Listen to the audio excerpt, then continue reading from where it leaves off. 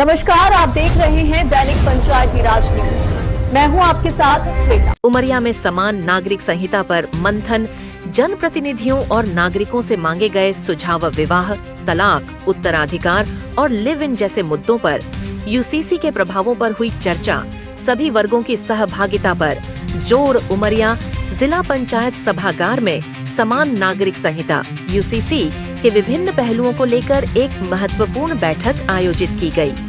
बैठक में जनप्रतिनिधियों, संबंधित अधिकारियों एवं गणमान्य नागरिकों की उपस्थिति रही, जहां सामाजिक और पारिवारिक विषयों पर यूसीसी के संभावित प्रभावों पर विस्तृत चर्चा की गई।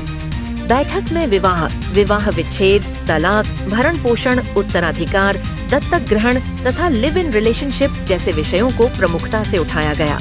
इन सभी पहलुओं पर समान नागरिक संहिता के लागू होने से होने वाले संभावित लाभ, हानि, चुनौतियां और अवसरों पर विचार विमर्श किया गया।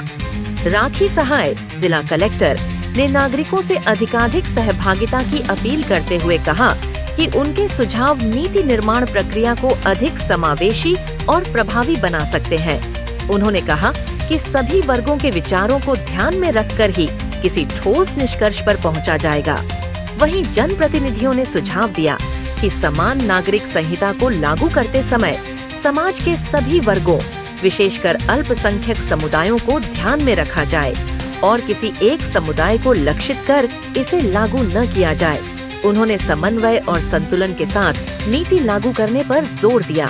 बैठक के दौरान उपस्थित नागरिकों और संगठनों से सुझाव भी लिए गए।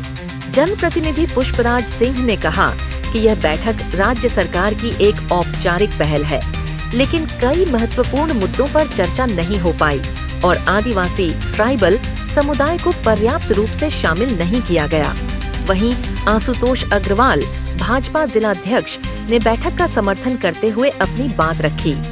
अजाक्स संघ सहित विभिन्न सामाजिक संगठनों ने भी अपने अपने सुझाव प्रस्तुत किए।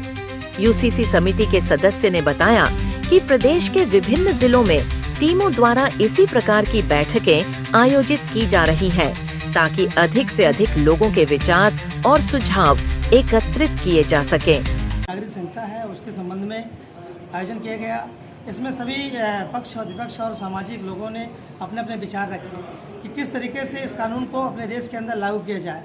जिस तरीके से चाहे वो मेंटेनेंस का हो, चाहे वो विवाह का मामला हो, चाहे सभी धर्मों और कौम को साथ में लेकर चलने के उनके सुझाव मांगे गए, जिसमें हमारे पक्ष से, कांग्रेस पक्ष की ओर से अपने विचार रखे गए। हमारा मानना ऐसा है कि देश के अंदर एक समान कानून जब तक हिंदुस्तान के अंदर सभी राज्यों में लागू नहीं होगा, तब तक ये लागू करने की जो संभावना वो जीरो होगी।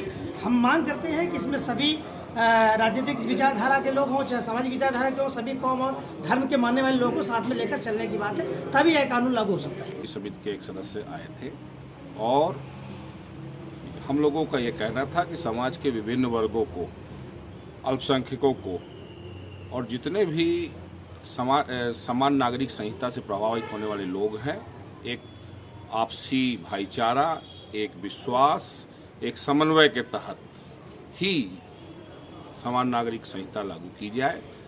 किसी समुदाय को टारगेट करके किसी प्रकार का ये उचित नहीं है। संविधान निर्माता लोगों ने भी इसे नीति निर्देशक तत्व में आर्टिकल 44 में रखा था और ये कहा था कि जब समाज इस चीज़ के लिए तैयार हो जाएगा तो इस पर लागू करने की बात होगी।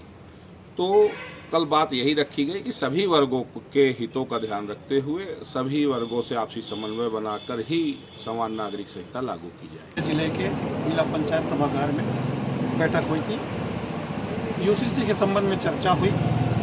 जो प्रतिनिधि भोपाल से आए थे उन्होंने जो बताया कि इसमें मुख्य रूप से 3-4 मुद्दे हैं।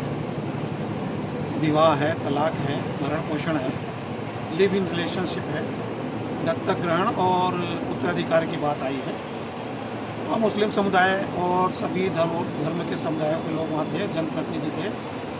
सभी ने अपनी अपनी राय रखी। मुस्लिम समुदाय ने भी अपनी राय रखा। मेरा ये व्यक्तिगत विचार है। मुस्लिम समुदाय का विचार क्या है ये मैं नहीं कह सकता हूँ। ये व्यक्तिगत मेरा जहाँ तक विचार है, तो यूसीसी अगर मध्य प्रदेश में लाया जाता है तो मेरे व्यक्तिगत विचार से उसमें कोई ख़राब चीज़ नहीं है, अच्छी बात है। बहुत सारी चीज़ें हैं उसमें अच्छी हैं, जिसमें हमारे जो बच्चों को, बेटियों को, माताओं बहनों को जो राइट्स मिलेंगे, बराबरी का अधिकार मिलेगा। तो यूसीसी मेरे व्यक्तिगत राय से अगर मध्य प्रदेश में लागू होता है तो उसमें कोई बुराई नहीं है। समान नागरिक संहिता को लेकर बैठक आयोजित की गई थी, लेकिन जिसमें ये बैठक में बहुत से लोगों को वहाँ अवसर नहीं प्राप्त हुआ अपनी बात को रखने का। और यूसीसी कानून जो मध्य प्रदेश गवर्नमेंट लेकर आ रही है, तो अजाक संघ का भी मानना है कि इसकी चर्चा व्यापक स्तर पर होनी चाहिए, जिससे सभी के जो सुझाव हैं वो लिए जा सके। उसके बाद इस गवर्नमेंट इसको इम्प्लीमेंट करे, जिससे कि कोई भविष्य में वाद प्रतिवाद की स्थिति इसमें निर्मित न हो। जो प्रतिनिधि हैं वो आज उमरिया जिला आए थे और सभी समाज के वर्गों का उससे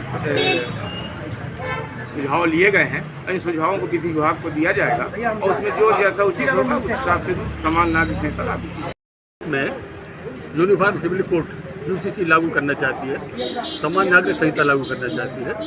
उसके लिए सभी नागरिकों से और इस कानून में कौन कौन सी बातें समाहित की जा सकती है या कौन सी बातें नहीं की जा सकती, इसके लिए सलाह मशवरा के लिए बैठक रखी गई थी।